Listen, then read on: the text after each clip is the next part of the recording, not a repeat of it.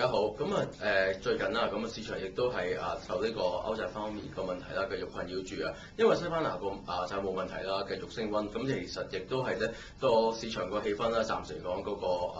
風險胃納啦，再次減低㗎。咁其實現時嚟講嗰個西班牙個債息啦，最近亦都係曾經上到去10年期個債息咧，上到去7.5呢個水平㗎。咁其實反映翻嚟緊個西班牙啦嗰個債務問題啦，或者嗰個失業率同個經濟啦，亦都係繼續轉差㗎。咁亦都令到咧嗰個市場嗰個投資氣氛啦，暫時嚟講嗰個亦都係暫時轉趨悲觀嘅。咁睇翻個恆指嚟講啦，短期嚟講其實有機會即係逐步係試翻一啲牛證重貨區一啲嘅重貨區個位置㗎。咁而初步嘅位置咧就係一個18,600點。咁呢個就牛證個重貨區嚟嘅。咁而不過個市場啦，咁其實喺呢個禮拜一嘅時候啦，咁已經係有個即係大幅反映咗呢個問題啦。咁相信咧試呢個位置之後咧，咁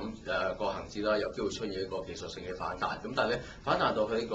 個位置啦，都會喺呢個250天線咧就已經出現一個即係明顯嘅阻力啦。咁呢個阻力位咧其實就19,700點左右，咁其實已經係上次喺呢個6同呢個7月份啦，其實已經係2次試咗呢個位，咁其實未能夠突破得到嘅。咁所以現時嚟講個恆指啦都會維持呢個區間做上落。咁而一啲股份方面啦，咁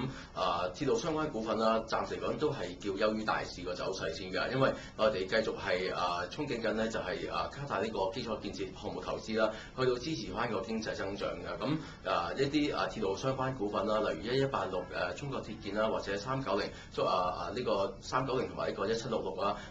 中國纜車啦，咁其實亦都係個走勢啦，其實亦都優於恆指嗰個表現嘅。咁所以投資者嚟講，現時嚟講都可以留意翻相關嘅股份嘅。咁而香港嚟講啦，亦都係有呢個進一步限制咗一個沽空嗰個股份啦。咁呢個亦都對個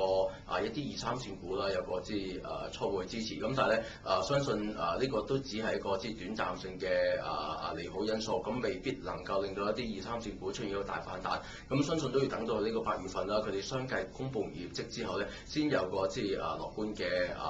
個走勢向好嘅。咁大家投資者都要等到一啲2、3線股公佈埋業績之後咧，先去做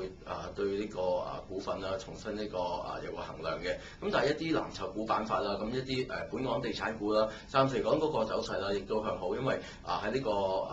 頭半年啦，一啲一手樓嘅銷情啦，亦都相當理想。咁首推咧，其實都係一個長實啦，同埋一個新世界嘅。咁長實啦，嗰個將軍澳嗰方面嗰個樓盤啦，咁銷情都相當理想。咁而新世界嗰個中環8號啦，嗰個銷情亦都唔錯嘅。咁所以一啲本地地產股啦，咁本身嚟講亦都有個折讓。咁所以咧嚟緊個走勢咧，亦都可以較為平穩嘅。咁唔該晒大家。